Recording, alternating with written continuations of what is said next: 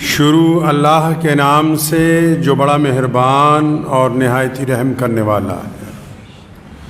تمام حضرات سورہ فاتحہ اور درود پاک پڑھ لیجئے۔ اعوذ باللہ من الشیطان الرجیم، بسم اللہ الرحمن الرحیم، الحمدللہ رب العالمین الرحمن الرحیم مالک یوم الدین، ایاک نعبد و ایاک نستعین، ایاک نعبد و ایاک نستعین، ایاک نعبد وإياك نستعين، اهدنا الصراط المستقيم صراط الذين أنعمت عليهم غير المغضوب عليهم ولا الضالين آمين۔ اللهم صل على محمد وعلى آل محمد كما صليت على إبراهيم وعلى آل إبراهيم إنك حميد مجيد۔ اللهم بارك على محمد وعلى آل محمد كما باركت على إبراهيم وعلى آل إبراهيم إنك حميد مجيد۔ سرکار کی ناکامی پہ ایک بات یاد آ گئی، بڑی تاریخی بات آپ کو آج یاد دلا دوں۔ جب بھارت کی جنگ آزادی کا دور چل رہا تھا آخری،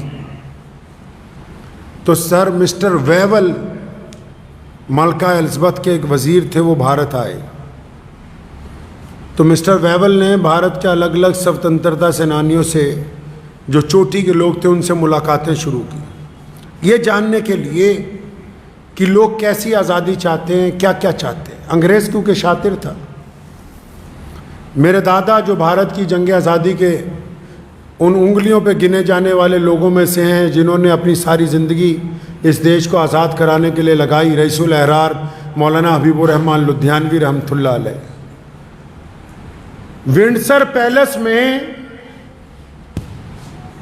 جب مولانا حبیب الرحمن لدھیانوی کو بلایا مسٹر ویول نے، الگ الگ لوگوں سے الگ الگ میٹنگیں طے تھیں،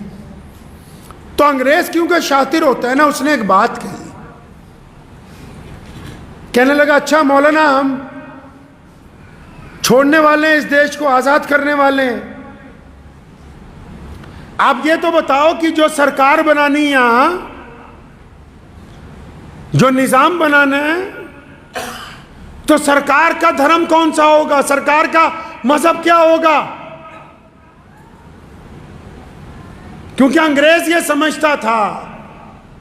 یہ جو نیتی ہے لوگوں کو آپس میں لڑانے کی، یہ اس مٹی میں یہ بیج انگریز نے بویا۔ انگریز یہ سمجھتا تھا کہ بھارت کا اتنا بڑا مولوی ہے،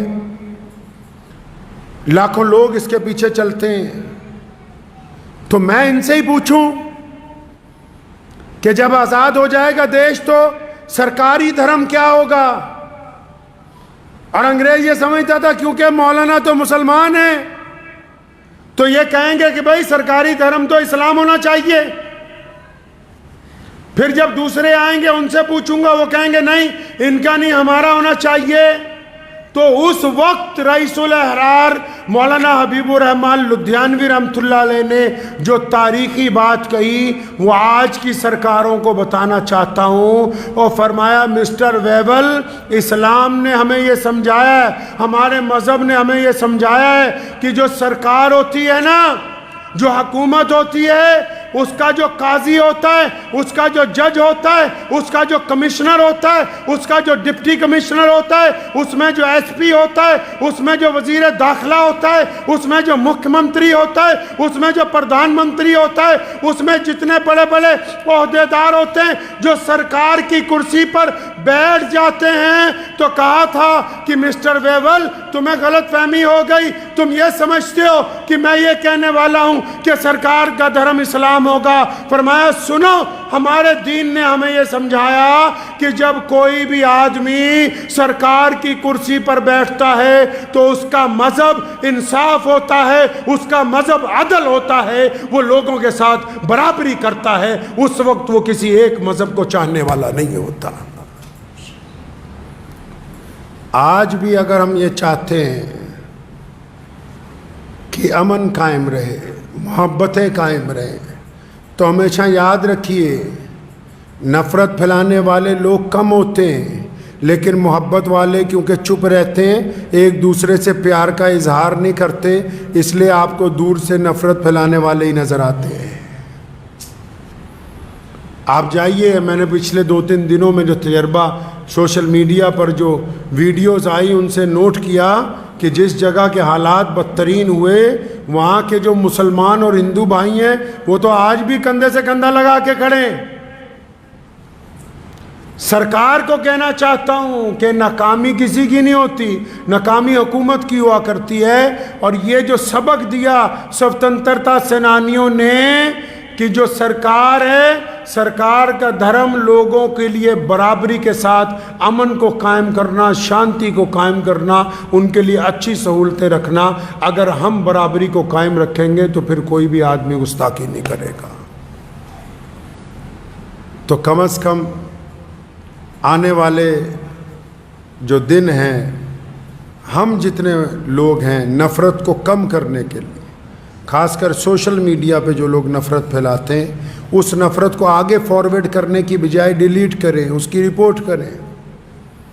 نفرت کے پرچار کے حصے دار نہیں بننا ہے، نفرت کے حصے دار نہیں بننا ہے۔ ہم محبت کا پیغام لے کے آئیں اور ہمارے دل میں کوئی خوف نہیں ہے، کوئی ڈر نہیں ہے۔ اللہ تبارک و تعالیٰ نے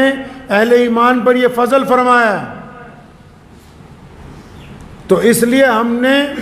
ثابت قدمی کے ساتھ اپنے اس وطن عزیز کو، جس کی آزادی کے لیے ہمارے بزرگوں نے اپنے ہندو بھائیوں کے ساتھ، سکھ بھائیوں کے ساتھ، دلت بھائیوں کے ساتھ، جینی بھائیوں کے ساتھ مل کے جو ہم نے آزادی کی لڑائی لڑی ہے، تو اس کی عزت کو برقرار رکھتے ہوئے اس بات کو ذہن نشین کر لیں کہ ہم نفرت کے بازار کے حصے دار نہیں بنیں گے۔ دعا کیجیے اللہ تعالیٰ اس پر مجھے اور آپ سب کو عمل کی توفیق عطا فرمائے۔ وآخر دعوانا الحمدللہ رب العالمین۔